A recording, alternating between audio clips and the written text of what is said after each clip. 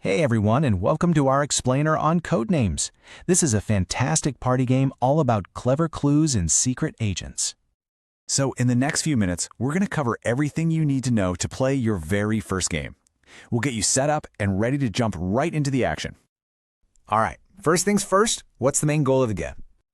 Well, your mission is pretty straightforward. Be the first team to contact all of your secret agents. It's a race to find all your words on the board before the other team finds theirs.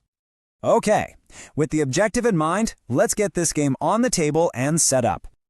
All right, setup is super easy. First, you're going to split into two teams, a red team and a blue team. Then, each team picks one person to be their spymaster.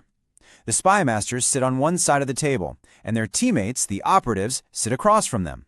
Next, lay out 25 of the word cards in a big 5x5 grid.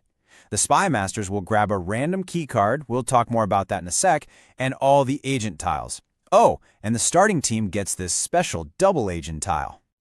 Okay, so that key card, it's basically a secret map that only the spymasters can see. It shows them the true identity of every single word on the table, which ones belong to the red team, which ones are for the blue team, which are just innocent bystanders, and, most importantly, which one is the assassin. All right, you're all set up. So how does a turn actually work? Let's break it down. So, on your team's turn, your spymaster gives a clue. It's always just one single word followed by one single number. The number tells the team how many words on the grid are related to that clue. And this is really important. The clue has to be about the meaning of the words. You can't give clues about, what letter they start with or how many letters are in the word. Here's a quick example. Let's say two of your team's words are root and bark. A great clue would be something like tree. 2. See? It connects both of those words with just one simple concept.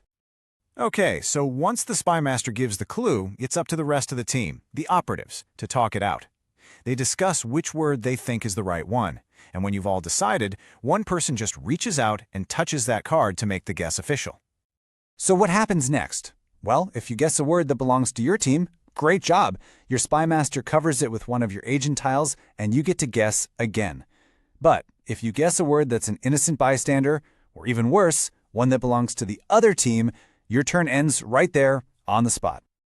So yeah, there are a few ways to guess wrong, but there's one guess that is way, way worse than all the others.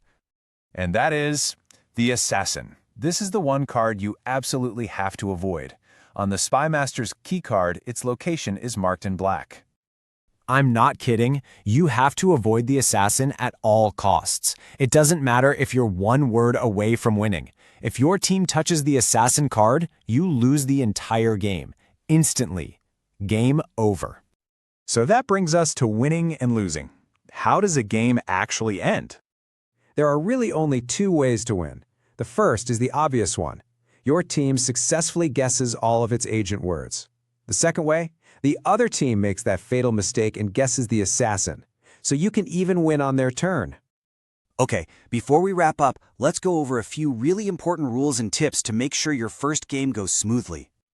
First, remember, clues have to be about meaning. Second, spymasters, you gotta keep a straight face. No winking, no nodding, no extra hints of any kind.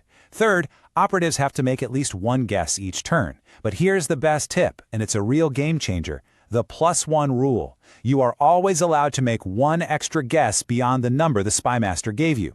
So if the clue was tree 2, you could actually make up to 3 guesses. This is perfect for trying to snag a word you think you missed from a previous clue. It's how you catch up. And that's it. That's really everything you need to know to play Codenames. It's all about making those clever connections and taking some risky guesses. So the only question left is, will your first clue lead to victory or to the assassin? Good luck and have fun.